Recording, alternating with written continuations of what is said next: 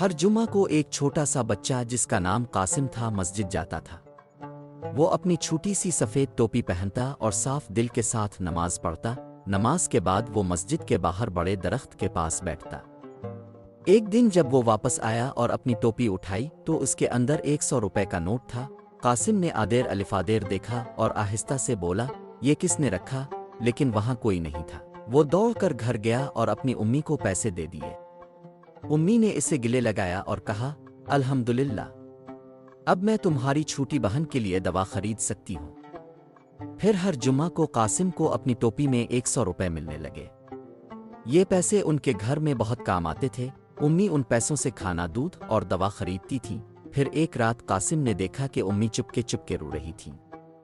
وہ کہہ رہی تھی، اللہ، ہمیں اور مدد چاہیے، میری بچی بہت بیمار ہے۔ قاسم کو بھی بہت دکھ ہوا۔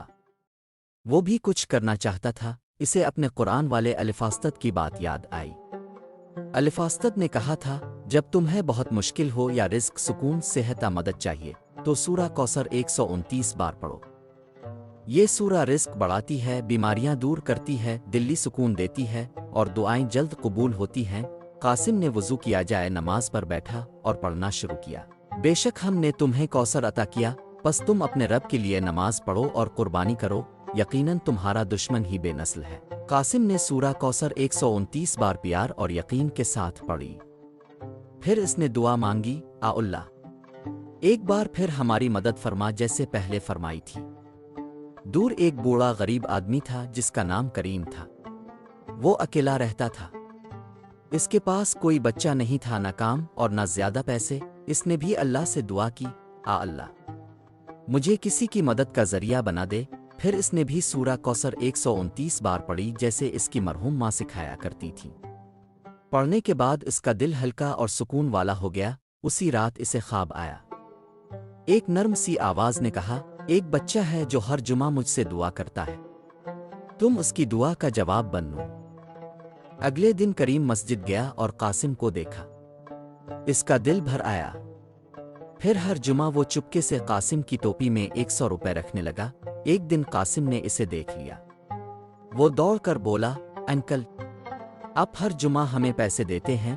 کریم نے نم آنکھوں سے مسکرا کر کہا، ہاں بیٹا، لیکن یہ سب تمہاری دعا اور سورہ کوثر کی برکت سے ہوا۔ اللہ نے مجھے خواب میں بتایا، میں تو صرف وسیلہ ہوں۔ قاسم نے انہیں گلے لگا لیا اور بولا، آپ کی مدد سے میری بہن کو دوا ملی، اب تو ہمارے لیے اللہ کی طرف سے تحفہ ہے۔ اس دن کے بعد قاسم نے سورہ کوثر روزانہ 129 بار پڑھنا شروع کر دیا۔